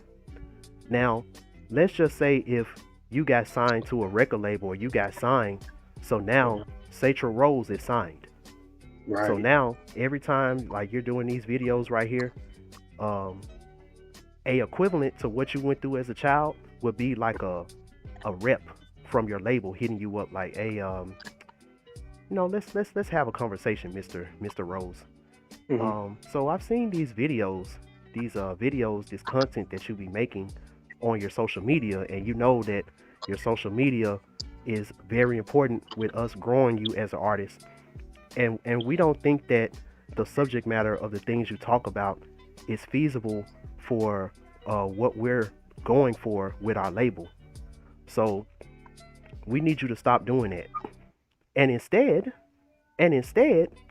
you can make videos talking about you as an artist. You can make videos talking about what's going on in gossip. You can make gossip videos. You can talk about what's going on in the media. But anything spiritual, anything dealing with those little cards you be playing with, not only can you not do that, but I'm gonna also link you up with a stylist because I don't like the way you dressing. I don't like them clothes that you be having on, So you're gonna get a call from Pierre, my stylist. You'll love him. He's a LGBT. Right. He gonna put you in some real nice Givenchy. He gonna put you in that Hermes. He gonna have an Hermes with a Balenciaga. Yeah. And for everybody else, if you decided, if you haven't done that shadow work on yourself to the point where you can walk away from that $1 million deal with your soul intact, you'll be the type of person to where you'll make the changes, and you being you will be the most miserable thing ever. You'll be so miserable, but everybody else will be looking at like, yo, like you done upgraded, like, okay, like I like this, Right. Because people like me, I'll probably be the only one telling you like, yo, bro, you done sold out, man. Right. Your soul family. But see, when you get to that point, your soul family don't really mean nothing to you no more. Because your soul family is going to remind you of who you really are. And the more and more, now you're in this situation where you're renting clothes. These clothes ain't even yours. You're renting them. So you see how deep this will go. And this is all this all stems from that one thing that happened to you as a child. Right. Exactly. And you know what? I don't want to cut you off. Did you have anything else to say? No, you good. Go ahead. Yeah, that's crazy because the last point I wanted to talk about, right, is people pleasing, right? And how dangerous that is to your inner child, right? Because imagine being a boss, like you said, being a boss, right? Imagine being a boss and you're trying to please your employees. You get what I'm saying? You're trying to please the guys and the women that you employed into your business, into your what am I trying to say? Yeah, into what you got going on. into what you got going on. Exactly. You're trying to please them and accommodate for what they have going on. And imagine how that business, or how that whatever it is, whether you're selling it, whether you're selling a service, whether you're selling a product, whatever the case may be, imagine how those sales and how that engagement, how that will plummet and go down because you're trying to please them, and you're not getting the best performance out of everybody that you've employed, right? And I kind of feel like that's the same thing with our spirit team. Like when we're sitting up and we're trying to please everybody in our existence, please everybody in our lives, our spirit team is like, look, we're not being utilized the way that we're supposed to be utilized because you're trying to please everybody. You're trying to accommodate for everybody. When it gets to that point, it's like your inner child is like, no, I don't like this. And I feel like this is where those temper tantrums come from. And I can attest to this too for myself. I'm speaking from my personal experience. When I get to a point to where I'm trying to accommodate for everybody else, because I got to a point, man, in my life where I dressed the way that I thought my parents wanted me to dress. I talked the way that I thought my mama wanted me to talk. You get what I'm saying? And that wasn't me being true to myself. I'm not being true to myself because I'm trying to please other people outside of myself. And it did, and that's when you start to act out. That's where the bad behavior where the so-called bad behavior started to come out. Those temper tantrums start to come out, right? And again, going back to what we were talking about, right? Our ancestors. There was a time where my granny, because that's where my name comes from, Cynthia Rose, rising power to my granny. She passed away in 2017. And I took on that name to honor her as my ancestor, right? And when I tell you my granny is extremely proud of me because of the work that I've done, because of the work that I'm constantly doing, she's a huge part of the reason why I'm doing what I'm doing now, as far as my channel, as far as these readings, whatever the case may be, right? There was a time where my granny would tell me, like, you be who you want to be. You get what I'm saying? You are in a space to where you can do whatever you want. You can do whatever you want if you put your mind to it. And being told that at such a young age, there was a lot of pressure that came with that. Because I had everybody around me telling me, hey, you got some height on you. You need to be playing basketball.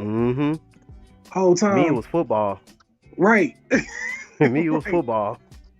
Right. So you're in a space to now where it's like, man, I don't want to do that. I honestly want to draw. I honestly want to sing and dance. I don't care about sports.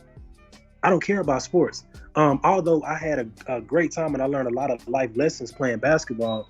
But if I'm being completely honest, that was a wardrobe that I was renting. Going back to the uniform, playing AAU, I had to wear the uniform. That was something that I was renting. That did not belong to me. Although I learned something while wearing that costume, wearing that suit, that didn't belong to me because I was accommodating for everybody outside of myself. I was, to a certain extent, I was people pleasing, right?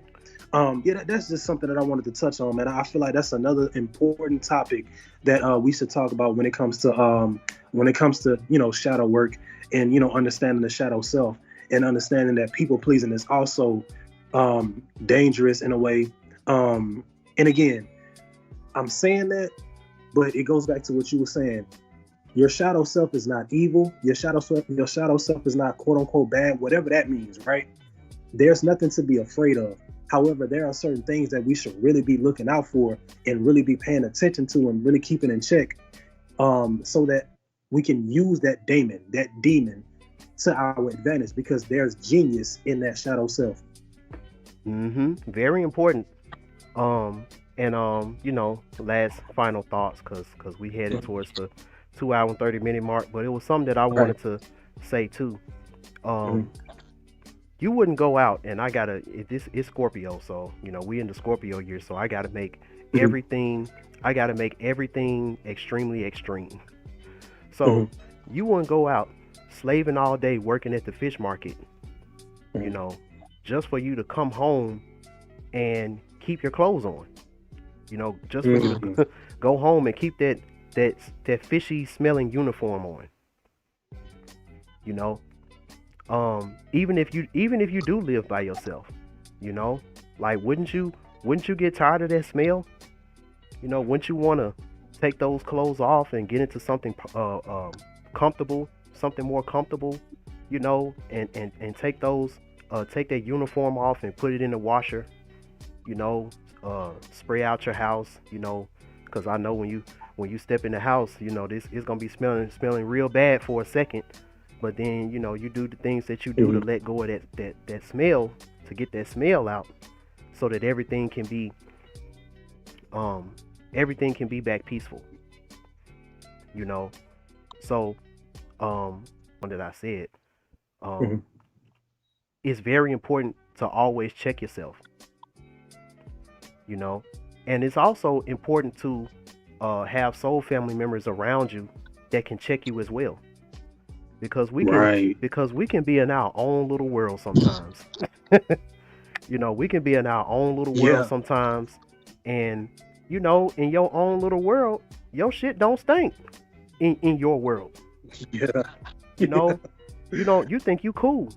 It's only until you go to the outside, um, and you go around your friends or you go to your homeboy house and they start smelling something. I'm like, yo, like who is that? Like, oh, that's him. Like, that's you. That's you that smell like that. And you like, Mhm. like, man, I ain't even know. You know, um, you always need to have, um, you know, trusted people around you. And remember, in my weekly forecast, what I said soul family is. Soul family Mhm. is a bunch of Lilith, not Lilith, a bunch of Leo in the 11th house. You know, good-hearted Mhm. people that you're associated with that got their fifth house in Aquarius. They know that they know that they know that they are the creative ruler in their life. The creative ruler. Mhm. They know that they're the creative ruler. Um, as long as you're surrounded by people like that, as long as you're surrounded by people like that, you'll always you'll always know if you're really clean or not, you know. And for some people, and this is something else, I think this was something that Ron Will said. A lot of people, Mhm. they're only as big as their first five friends. As their first five friends, they're only as big as that, you know. So you always not only have to check yourself, but checking your situation. You know, like I said, you know, you're climbing up this mountain. Not everybody is supposed to be that high. Exactly. You got some people, they supposed to stay in the middle of the mountain, you know, to keep you motivated. Some people got to stay at the bottom to help the other soul family members who trying to go up the mountain.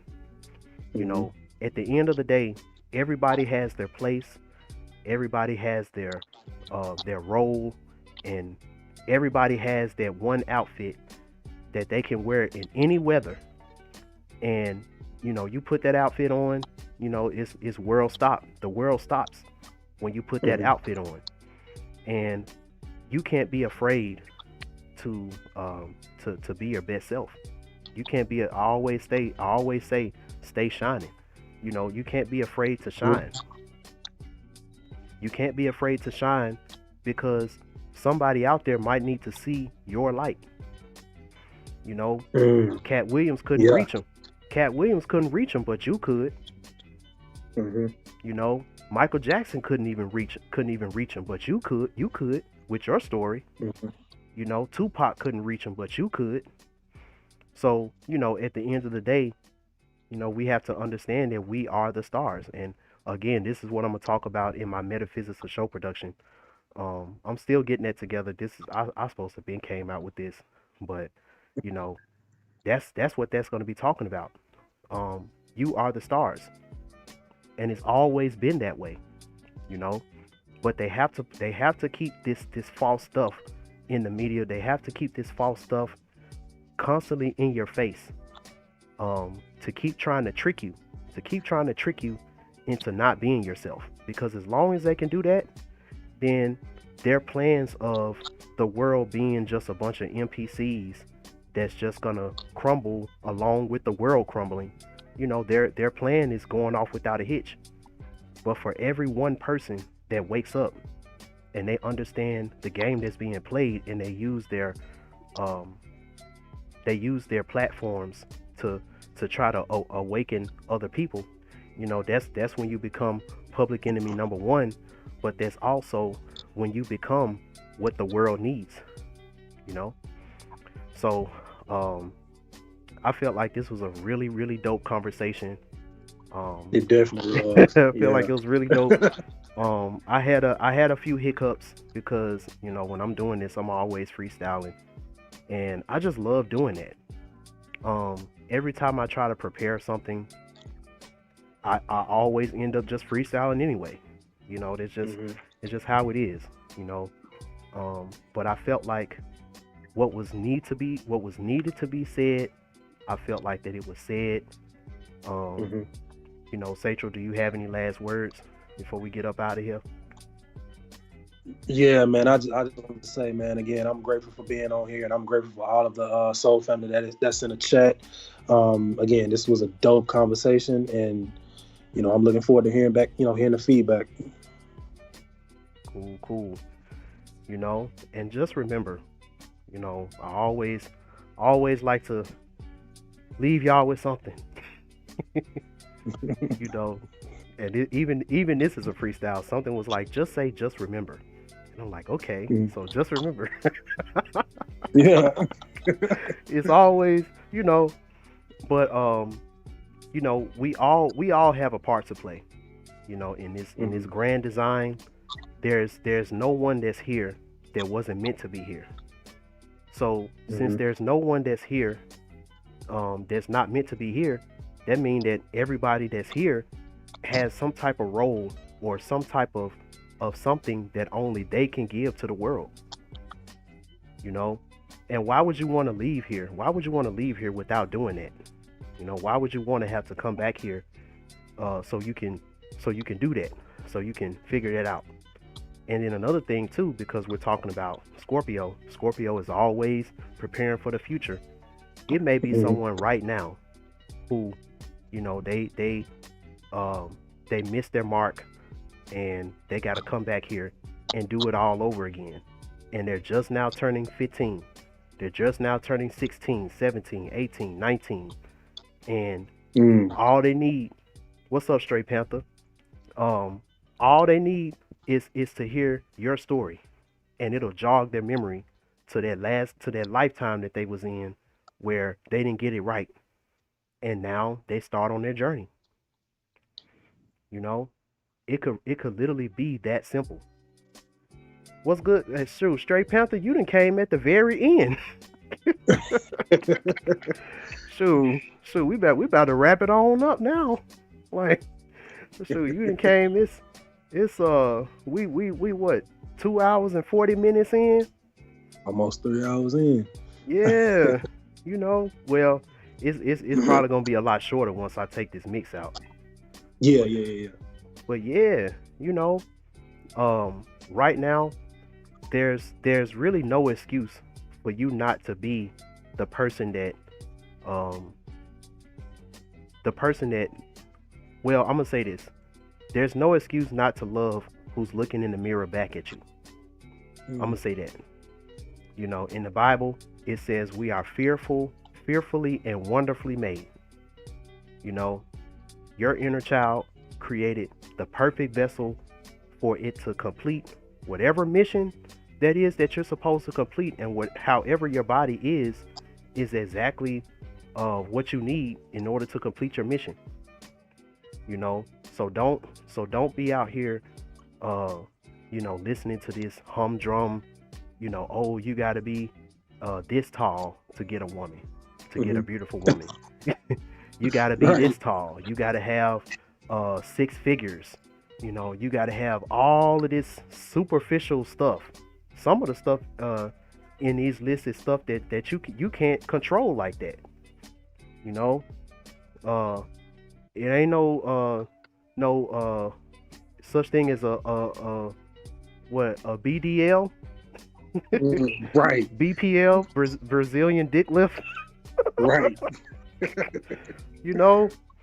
So you better learn. See Oya, Oya. she's had it all. This is kind of going into the credit system of the black woman. Um, when we're talking about these goddesses, Oya, she didn't had it all. You know, so the best way, the only way that you can really please Oya is for her to see that whatever you got, you're confident and you know what you're doing with whatever it is that you got. You confident and you know what you're doing. You know, just that right there puts you in a situation leagues above all the other men. Because when we talking about Oya, Oya, she represents that credit line. She represents that credit line that elite people, only elite people know about this particular credit line. Oya's credit line, aka the what was it? I think it was Equifax. That's what Oya. I think because I'm not looking at my notes. But Oya, she represents that. Let me tell him that I'm still live. But yeah, so Oya, she represents that bank or that credit system that you're trying to get what you need, and you may feel like, since you're not elite, since it's supposed to be a elite credit line, but you may feel like, since you're not elite, you don't have what it takes to to deal with this particular credit line, or deal with this particular whatever Oya means to you. Oya might mean an actual woman that you feel like is out of your league or whatever, because she's talking about you need to be this tall, you need to have you need to wear a size 15 shoes, your hands need to be big enough to palm the sun. All these crazy things, and then you come, just being your, oh snap, man, shout out to Ty, man, that dude over there just hit the mother load. Shout out to him, man. When I tell you, bro, right now people getting lucky left and right. People are getting lucky. It's like right now you just got to be at the right place at the right time and be who you are. That's it. That's it. That is it. That's it. Like it's a beautiful Oya, a beautiful woman right now. She at the club. She really don't want to be there.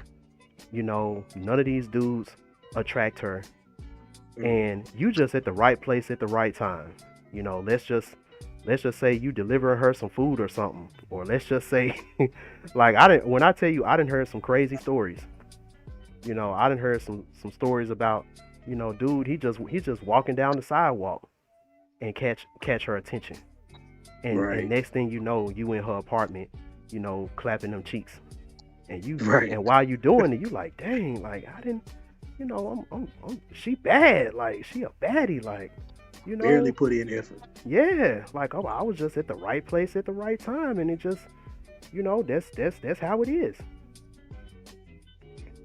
That's really how it is. So, I hope that this gave y'all some new information about this. I wanna talk more about these type of subjects, as this year goes along, because there's always something new to talk about when we're talking about getting to know your inner child, shadow work, dealing with the shadow self.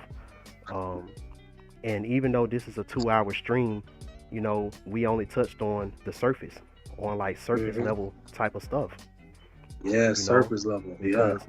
Because in your particular situation, it may be a lot deeper.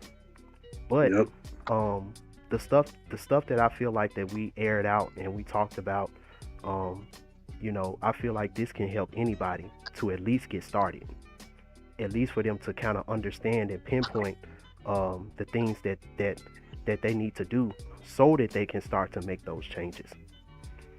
And if y'all can heed that message, my friends, you will be glad that you did. So I definitely want to thank you all for coming out. It's always late night. We always be doing this late night, but you know, I feel like this was a really good stream. I feel like it Yeah, was a really definitely. good stream, really dope message. Um, you know, we're gonna be having more guests on here soon. So definitely stay tuned. And until next time,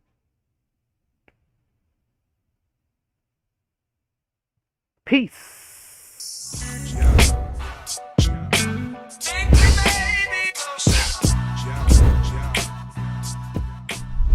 What's up, y'all? I hope y'all enjoyed that video. And if you stayed to the end, I appreciate you. Also, if you haven't already, be sure to like, comment, share, and subscribe to my YouTube channel. Also, I want to redirect you to my Instagram page. I don't promote my Instagram page a lot, but as my subscriber count and things like that rise due to things like shadow banning and stuff like that, I'm hearing that a lot of people aren't getting my notifications when I go live on YouTube and stuff like that. So for all things BandClap TV, my Instagram page and my story are going to have all of the notifications and things like that when it comes to when I'm going live, when I'm going, when I'm releasing videos, when I'm releasing content. Also on my Instagram page, if you're curious about my reviews for my readings and stuff like that, as you can see on my Instagram, I have a lot of different testimonials and stuff like that. For those who don't know of me as an artist, I also have videos of me performing and stuff like that. I'll be putting out more stuff like that very, very soon. So I'm just trying to get as many people right now